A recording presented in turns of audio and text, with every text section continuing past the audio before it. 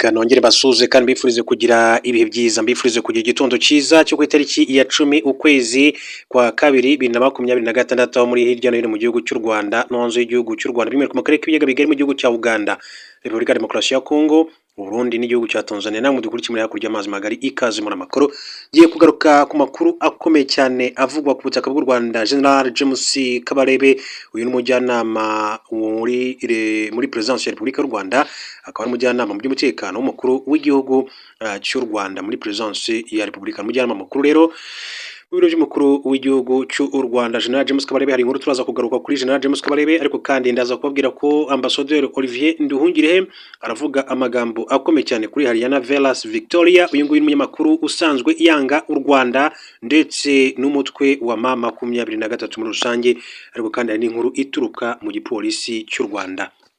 Itangazo rituruka mu gipolisi cy'u Rwanda aho ireba abanyarwanda bose muri rusange, turaza kurigarukaho. Ariko mbere gato yuko ninjira kuri aya makuru yombi, reka mbanze mbahe inshamake y'andi makuru y'ingenzi akomeye cyane atugeze muri aka kanya. Hamas ntikozwa ibyo kurambika intwaro. Umwe mu bayobozi bakuru ba Hamas witwa Khaled Meshal yatangaje ko uyu mutwe udashobora kandi kwemera gushyira intwaro hasi mu gihe Israel igikomeje kandi umugambi wo kwigarurira Gaza. Ibyo uwo muyobozi yabigarutseho ubwo yari mu nama izwi nka Al Jazeera Forum itegurwa n'icyo gitangazamakuru, igahuzwa hamwe n'abakora itangazamakuru n'abayobozi batandukanye. Meshal yavuze ko ibiganiro bivuga ku kwambura Hamas intwaro ari igice cy'umugambi maze igihe kirekire kandi ugamije guca intege no gukuraho burundu urugamba rw'abanyapalestine rwo kwirwanaho. Meshal yatangaje ko ibyo mu gihe impaka zikomeje kandi ku isi, aho bamwe bagaragaza ko Hamas yarekura intwaro mu rwego rwo gushakira umuti urambye amakimbirane mu burasirazuba bwo hagati. Ni mu gihe kandi muri 2025 hasinywe amasezerano hagati yo kurangiza iyi ntambara hagati ya Hamas na Israel muri Gaza, bigizwemo uruhare na Amerika, ndetse haterwa izindi ntambwe zirimo kurekura imfungwa hamwe n'imirwano iracogora, ariko intambara ntirahagarara. Meshal yavuze ko guhagarikaho kurwana binyuze mu kuba Hamas yashyira intwaro hasi ari ikintu abona no guca intege ubushobozi bwa Palestine bwo kwirwanaho. Ati kuvuga ko Hamas igomba kandi gushyira intwaro hasi mu gihe Israel ikomeje kwigarurira Gaza ndetse no gukandamiza abanyapalestine ni nko kudusaba kwiyambura uburenganzira bwo kwirwanaho. Yakomeje avuga ko ibyo bisabwa atari bishya, ahubwo ari igice cy'umugambi muremure wo kugerageza guca intege imitwe yose yitwaje intwaro iharanira uburenganzira bw'abanyapalestine. Ati iki ni igikorwa kimaze imyaka myinshi kigamije kuduca intege no kudushyira mu mwanya wo kwemeraga akarengane. Meshal yashimangiye ko Hamas kandi adashobora kwemera icyo asobanura nko kwiyambura ubwirinzi mu gihe Israel ikomeje ibikorwa bya gisirikare, gufunga Gaza ndetse no kubuza abaturage bayo uburenganzira bw'ibanze. Yagaragaje ko nta gihugu cyangwa se umuryango ushobora kwemera gushyira intwaro hasi mu gihe ugihanganye n'abawambuye ubutaka n'uburenganzira. Uyu muyobozi kandi yanenze kandi umuryango mpuzamahanga awushinja kudashyira igitutu gihagije kuri Israel kugira ngo ihagarike ibikorwa byo kwigarurira Gaza. Yavuze ko amahoro nyayo atagerwaho mu gihe adashyizwe imbere ubutabera n'uburenganzira bungana. Meshal yatangaje ko Hamas kandi yiteguye ibiganiro byose bigamije amahoro arambye, ariko byubakiye ku guhagarika kwigarurira Gaza ndetse no guha abanyapalestine uburenganzira busesuye, bitaba ibyo bagakomeza kandi kwirwanaho. Khaled Meshal ni umwe mu bayobozi bakuru bayoboye umutwe wa Hamas nyuma y'uko muri 2024 Israel yishe Ismail Haniyeh wari umuyobozi mukuru wayo ndetse na Yahya Sinwar wari waramusimbuye. Bose rero Israel ikaba yaraje guhita ibivugana. Kandi n'inkuru ibabaje cyane ndibuze kugarukaho muri aya makuru. Ni inkuru ivuga yuko umusirikare yarasiwe ku kibuga nyuma yo kubura amafaranga 820 y'amafaranga y'u Rwanda yo kureba umupira. Umusirikare mu ngabo za Uganda UPDF ku cyumweru tariki ya 8 Gashyantare yarasiwe ku kibuga nyuma yo kubura amashiringi ya Uganda 2000, no kuvuga amafaranga 820 y'amanyarwanda yo kwinjira ngo arebe umupira. Amakuru byabereye mu mujyi wa Cyatereka ho mu karere ka Kagadi ku kibuga cy'ishuri ribanza rya Kiliziya Gatolika yitiriwe Mutagatifu Petero. Amakuru y'urupfu rwa Mbale Akuzibe wari ufite imyaka 35 y'amavuko yemejwe n'umuvugizi wa polisi ya Uganda mu ntara ya Albertine, SP Akiza Alanjalius nk'uko amakuru bivuga. Yagize ati byavuzwe ko nyakwigendera yagerageje kandi kwinjira ku kibuga nta ruhushya, hanyuma ashwana umupolisi ahise arekura urufaya rw'amasasu arasa Akuzibe Mbale wahise yitaba Imana. SP Akiza yunzemo ko nyuma ukekwaho kurasa uriya musirikare yahise yishyikiriza sitasiyo ya polisi anashyikiriza kandi imbunda yakoreshaga. Yavuze kandi ko izina ry'uriye mupolisi wishe umusirikare ryagizwe ibanga ku mpamvu z'umutekano ndetse n'iz'umuryango we mu gihe iperereza rigikomeje. Daily Monitor dukesha inkuru kandi ivuga ko ubwo uriya musirikare wa UPDF yaraswaga ababibonye bavuga ko yari yambaye imyambaro isanzwe ajya kuri umukino wahuzaga ikipe yitwa Super Lions FC n'iyitwa Rwanda FC. Bavuze ko kwinjira kuri uyu mukino byari amashingi ya Uganda 2000 no kuvuga amafaranga 220 y'amafaranga y'u Rwanda. Makuru avuga ko nyakwigendera yari yaguze itike yo kwinjira ku mukino ariko biba ngombwa ko asohoka gato agiye kureba nyina umubyara nk'uko amakuru abivuga. Ubwo yageragezaga rero kongera kwinjira ngo yasabwe andi mafaranga, avuga ko yari yishyuye uyu musirikare ngo yasabye ko yakongera kandi amashiringi 1000 kuyo yari yishyuye mbere. Abategwa umukino barabyanga. Nyuma y'impaka ndetse no guterana amagambo ngo byabaye ngombwa ko umupolisi witwa Semei Kato ukorera kuri sitasiyo ya polisi ya Kiatereka ategeka umusirikare kuva ku kibuga agataha, undi arabyanga. Temonta ivuga ko Kato yahise rero akubita Mbare urushyi biba intandaro y'imirwano hagati y'abo bombi, ari nabwo rero uwari ufite imbunda yahise arasa mugenzi we. Umuyobozi w'inama y'umujyi wa Kiatereka Yosam Musisi yabaganye ibyabaye yise urugomo n'igikorwa kitari mu bunyamwuga. Ati Kato nk'ushinzwe umutekano watojwe yagasabye ubufasha bagenzi be akabaho kandi itabwa muri yombi aho gukoresha imbaraga zica. Yunzemo ko nyakwigendera yari umusirikare uri mu kazi wa UPDF wari uri mu Kibali nk'uko yagiye abigarukaho. Yari makuru mu gihugu cya Uganda, reka mbabwire ko polisi yo muri iki gihugu cya Uganda iravuga yuko polisi ya Uganda yavuze ko bazakomeza kugenzura urugo rwa Bobi Wine. Umuvugizi wa polisi muri Uganda Kituma Rusoke yashimangiye ko polisi yo muri iki gihugu ikomeje kandi kugenzura byihariye urugo rwa Robert Kyagulanyi Center muzwi nka Bobi Wine, umuyobozi w'ishyaka rya NUP kubera impamvu z'umutekano. Kuva tariki ya 15 Mutarama 2026 nibwo abapolisi ba Uganda batangiye kurinda byihariye urugo rwa Bobi Wine rurereye Imagere. Icyo gihe Bobi Wine yavuze ko yabashije gucika inzego z'umutekano ajya aho yise ahatekanye. Kituma Rusoke yavuze ko iki gikorwa gishingiye ku mpamvu z'umutekano w'igihugu ariko ntiyatangaje igihe kizamara. Rusoke yavuze ko Bobi Wine nta cyaha yakoze kandi ko azahamagarwa gusa mu gihe byaba ngombwa kugira ngo atange ibisobanuro. Mu kiganiro umugore wa Bobi Wine Barbara Itungo aherutse kugirana n'itangazamakuru ku 24 Mutarama 2025 yasobanuye ko urugo rwe rwatewe akagirwa nabi azira kudatanga ijambo no kuvuga banga password y'ibya telefone ye. Mu gihe kandi ku 28 Mutarama 2026 abagize umuryango wabo barimo n'abavandimwe be babujijwe gusura urugo rwe. Kugeza ubu nta muntu wemerewe kandi gusohoka muri uru rugo. Bobi Wine wakurikiye Perezida Yoweri Kaguta Museveni watsinze amatora kwibara Uganda ku majwi 76% Bobi Wine yagize amajwi 28% muri iki gihugu cya Uganda amatora y'umukuru w'igihugu. Mbere gato kandi yuko tujya ku yandi makuru akomeje kugenda avugwa, reka mbanze mbabwire ko muri Korea y'Epfo umuyobozi wasabye ko hatumizwa abagore b'abanyamahanga bakongera urubyaro yirukanywe. Umuyobozi wo muri Korea y'Epfo witwa Kim Hee-so yirukanywe mu ishyaka rye nyuma yo gutanga igitekerezo ko iki gihugu gikwiye kandi gutumiza abagore bakiri bato baturutse muri Vietnam cyangwa se muri Sri Lanka kugira ngo bongere urubyaro rukomeje gukendera. Umuyobozi w'akarere ka Jindo mu nama yateraniye muri ako karere mu cyumweru gishize yari yatanze igitekerezo ko abo bagore bazashyingirwa abasore bato bo mu cyaro kugira ngo bongere urubyaro. Ibigarutseho mu nama yari yateguwe hagamijwe kandi kuganira ku buryo bwo guhangana n'ikibazo cy'igabanuka rikabije ry'abaturage. Ni igitekerezo yatanze nyuma y'uko Korea y'Epfo ikomeje guhangana n'umubare muto w'abavuka bishobora gutuma kandi mu myaka 60 iri imbere abaturage bayo bazaba bagabanutseho 1/2. Ibyo Kim yavuze byatambukijwe kuri televiziyo bitera uburakari mu baturage ndetse bituma yirukanwa mu ishyaka rya Democratic Party ritavuga rumwe n'ubutegetsi. Nubwo yasabye imbabazi byashoboye guhosha uburakari. Kim yavuze ko yashakaga kugaragaza ikibazo abaturage bafite ariko yemera ko amagambo yakoresheje atarakwiye. Ambasade ya Vietnam i Seoul yamaganye ayo magambo yigaragaza ko ari ugutesha agaciro abagore b'iki gihugu mu gihe Sri Lanka nayo ntacyo iratangaza kugeza amagingo aya ngaya.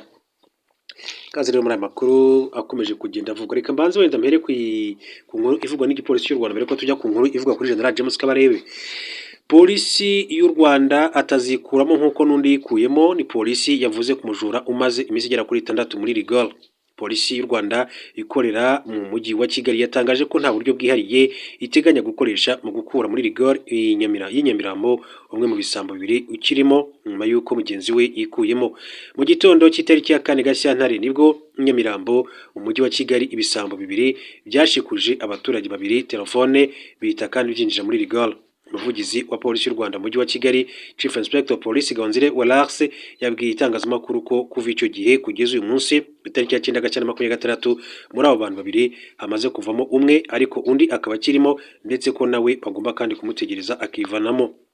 Ati havuyemo umwe hasigayemo undi, niyo makuru ahari, uwo ukirimo azivanamo nawe nk'uko n'undi yikuyemo.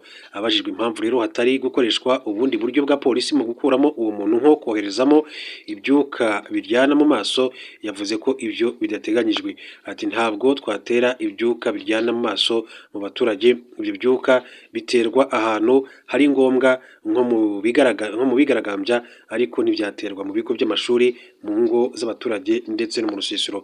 Abajijwe niba bizeye ko uwo muntu akirimo mu gihe kandi haguye imvura amazi agaca muri iyo rigore, yemeje ko akirimo ndetse ko n'amayeri yakoreshwaga na bagenzi be ngo akomeze kubaho baje kuyamenya bakayaburizamo. Ati aracyahari ndetse hari n'amayeri yakoreshwaga kugira ngo abeho ariko nayo yamenyekanye, twamenye ko hari bagenzi babo bagaburiraga, turacyategereje ko avamo. Kugeza ubu ku munsi wa 6 polisi yohereza abapolisi basimburana aho iyo rigore itangirira imbere ya kiliziya ya Mutagatifu Karoli Rwanga, mu gihe aho irangirira hepfo ya kiliziya hoherejwe abakozi b'irondo y'umwuga bahasimburana. Abaturage bavugaga ko amazi y'imvura ariyo ashobora kandi gukuramo abo bantu, gusa hari indi mbogamizi yo kuba bakurwamo kuko iyo rigore inyura munsi ya kaburimbo ndetse no munsi ya kiliziya. Kuwa gatanu tariki ya 6 Gashyantare 2026 nibwo umwe muri abo bantu yavuye muri iyo rigore ahita ajyanwa muri kasho ya polisi y'u Rwanda. Hanyuma rero abantu batandukanye n'iki bavuze, barawagize ati niboherezemo za mbwa z'abapolisi, ati ziramuzana, ntabwo abapolisi bacu aribo rero nise imbwa, ati ahubwo imbwa zikoreshwa mu kazi kabo. Ati mwadufashije akavamo se ko ubuzima bw'umuntu buhenze kurusha telefone, wabona azafata icyemezo akiyahura, ati mwohereze abantu muri iyo rigore bamukuremo. Ndati ahubwo yaba yagwagamo, ati nta kiza cy'umujura, ati ntiyamaze gupfiramo iminsi 5 yose nta mazi nta n'ibyo kurya. Aha nibyo bavuze nyine babitekereza muri ubwo buryo. Hanyuma rero reka tujye kuri General James Kabarebe. General James Kabarebe hari inkuru yanditswe n'ikinyamakuru ya Akadomo.com cyandikira ku butaka bw'u Rwanda hari ku itariki ya 5 ukwezi kwa 2023, ati kujya muri Kongo byabisa no kwivanga. General James Kabarebe mujyanama perezida icyo gihe wa Repubulika mu by'umutekano. General James Kabarebe yavuze u Rwanda ko rutapfa kujya muri Repubulika Demokarasi ya Kongo mu gihe ibindi bihugu kandi bitarahaguruka ngo bihagarike ubwicanyi buri gukorerwa abavuga ikinyarwanda mu burasirazuba bw'iki gihugu. General James Kabarebe kandi icyo gihe bigarutseho hari ku 5 tariki ya 3 Gashyantare 2023 ubwo yaganirizaga urubyiruko rwo mu mujyi wa Kigali rusaga 600 kwitabira ibiganiro bigamije kurwigisha amateka aranze u Rwanda ndetse n'uruhare rufite mu guharanira kubaka ahazaza heza h'igihugu. Kimwe mu bibazo yabajijwe n'urubyiruko harimo kuba u Rwanda rushobora kujya guhagarika biri gukorerwa abavuga ururimi rw'ikinyarwanda b'abatutsi bo mu burasirazuba bwa Kongo. Mu gusubiza iki kibazo, General James Kabarebe yavuze ko ibibera mu burasirazuba bwa Repubulika Demokarasi ya Kongo abantu bose barabibona, barabikurikira kandi ko ubirebye nabyo ari jenoside. Yavuze ko nubwo ibiri kubera muri iki gihugu bibonwa n'amahanga ariko asa naho ntacyo ashaka kugikoraho, bityo ko u Rwanda rufashe iya mbere rukajyayo byaba bisa no kwivanga. Ati ni jenoside ariko ni ikindi gihugu, ati kandi u Rwanda turi mu bihugu bindi ku isi byinshi cyane, ati mu gihe rero isi itaravuga ngo ni jenoside ibera hariya batarabyemeza ko ariyo iri kubera hariya, nubwo ariyo twe twenyine nk'u Rwanda tuvuze ko ari jenoside, hari n'igihe byagaragara ko twivanze mu bibazo by'ikindi gihugu kandi isi itaravuga ngo dore jenoside iri kubera ahangaha. Yagaragaje ko ari ingamba ziri gukorwa kugira ngo ibintu bibe byasubira ku murongo harimo n'ingabo z'umuryango wa Afurika y'Iburasirazuba nubwo u Rwanda kandi nta musirikare warwo urimo. Ati hariya hari ibihumbi 19 by'abasirikare ba Loni, hari ingabo za EAC u Rwanda rwagizemo uruhare kugira ngo ziriya ngabo zigire uruhare nazo zibe ziri hariya zihagarike bariya biriya bibera hariya, habeho kandi kumvikana n'ibindi bihakaba kandi n'inama y'ibihugu bya East African Community. General James Kabarebe yavuze ko u Rwanda rutagenda rwonyine muri iki gihugu mu gihe hari izindi ngamba zigenda kandi zifatwa. Ati mu gihe rero harimo izi ngamba zafashwe na EAC muri rusange zo guhagarika biriya, ntabwo u Rwanda rwagenda rwonyine ngo abe ari ruva muri ibyo bihugu bindi rugende kandi rwonyine rujye kubikora. General James Kabarebe yagaragaje ko ibibera muri Kongo kandi ubuyobozi bw'igihugu bubwirwa gukemura ibyo bibazo nubwo ubushake bwabyo bukiri buke. Ati na papa avuye hariya yarabibabwiye, ati n'andi mahanga kandi n'ibihugu byose, ati ari Ubufaransa, Bwongereza, Amerika, ati barabibabwira, ndibwira ko ntabwo ari byiza, ati ntabwo ari byiza muri iki gihe kujyana n'abandi ariko tugakurikiranira hafi. Mu gihe ati hakomeje imirwano hagati y'ingabo za leta muri iki gihugu, FARDC n'umutwe w'amakuru ya gatatu General James Kabarebe yashimye ko abari bari guhigwa bishatsemo imbaraga bakaba kandi bari gutsinda uyu munsi. Ati ikindi n'abariya ati bari kwikorerwa nabo barimo kwirwanaho, ati birwanyeho, ati ku buryo ubu barimo gutsinda. Ku makuru ati murabikurikirana ku mbuga nkoranyambaga hose, ati biratangazwa ba bandi ati bashaka kwicwa nabo bibatsemo imbaraga kugeza ubu, ati ndibaza ko rero bagishoboye kwirwanaho. Ati ibintu bikomeje gufata indi ntera muri Burasirazuba bwa Kongo, hakomeje kugwa ati kuvugwa ku bwicanyi burimo gukorerwa abatutsi b'abanyekongo, ati ku buryo kandi hari intabaza nyinshi zivuga ko ari jenoside irimo gutegurwa. Repubulika ya Demokarasi ya Kongo yakomeje kwima amatwi ayo majwi mu gihe kandi bigaragazwa na raporo nyinshi iharimo iheruka y'intumwa yihariye y'umunyamabanga mukuru w'umuryango w'abibumbye kurwanya jenoside Alice Wairimu Nderitu, byatumye perezida w'u Burundi Evariste Ndayishimiye kandi uyoboye umuryango wa Afurika y'Iburasirazuba East African Community yatumiye bakuru b'ibihugu bigize umuryango mu nama idasanzwe iteganyijwe ku itariki ya 4 Gashyantare 2023, ati nk'uko byatangajwe n'umunyamabanga mukuru w'uyu muryango. Inama igamije gusuzumira hamwe ibijyanye n'umutekano mu Burasirazuba bwa Repubulika ya Demokarasi ya Kongo n'ibigomba gukurikira muri rusange. Reka tujye kuri Ambasaderi Olivier Nduhungirehe, amakuru amuvugwaho n'Ambasaderi Olivier Nduhungirehe akaba ari Minisitiri w'Ububanyi n'Amahanga w'u Rwanda ndetse kandi akaba n'umukuru wa diplomasi y'u Rwanda. Nduhungirehe yagaragaje ingero zishimangira ubunyamwuga buke bw'umunyamakuru Hariana Velas, Minisitiri w'Ububanyi n'Amahanga n'Ubutwererane. Ambasaderi Olivier Nduhungirehe yatangaje ko nubwo umunyamakuru Hariana Velas Victoria avuga ko akora kinyamwuga, ibikorwa bye kandi bigaragaramo ubunyamwuga buke kuko yirengagiza ukuri kubera mu karere. Umunyamakuru ukomoka muri Angola akomeje kandi kozwa igitutu n'abakoresha imbuga nkoranyambaga kubera kubagamira byeruye ku butegetsi bwa Repubulika ya Demokarasi ya Kongo, cyane iyo abaza ibibazo abayobozi bo muri Leta Zunze Ubumwe za Amerika. Ku itariki ya 9 Gashyantare 2026 umunyamakuru yatangaje ko ashikamye ku bunyangamugayo bw'ubunyamwuga, asobanura ko ibyo atangaza bishingiye ku makuru y'imvaho akusanya mu buryo bwigenga, aba yagenzuye kandi ngo ayakura ku masoko yizewe. Minisitiri Nduhungirehe yasubije Hariana Velas Victoria ko umunyamakuru atari we wigamba kuba umunyamwuga, ahubwo ko ubunyamwuga bwe bugaragazwa n'ubuziranenge bw'ibyo akora cyangwa ibyo atangaza buri munsi.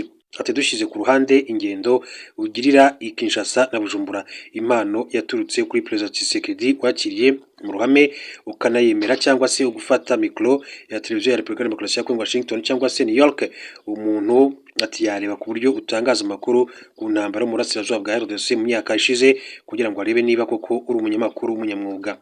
Yamwibukije ko mu nkuru zose yatangaje cyangwa se ibiganiro yakoze atigeze avuga ku mutwe w'iterabwoba FDLR cyangwa se ngo yamagane ubufatanye ugirana n'ingabo za RDC n'ibyaha bishingiye ku moko bikorerwa mu Burasirazuba bwa RDC. Yagize ati ibintu ni bibiri, ntiwigeze wumva FDLR ibyatuma dukemanga ubunyamwuga bwawe cyangwa se uzi ko ibaho n'ibyaha byayo, ariko wahisemo kandi kutagira icyo bitangazaho ibyatuma kandi dukemanga ubunyangamugayo bwawe.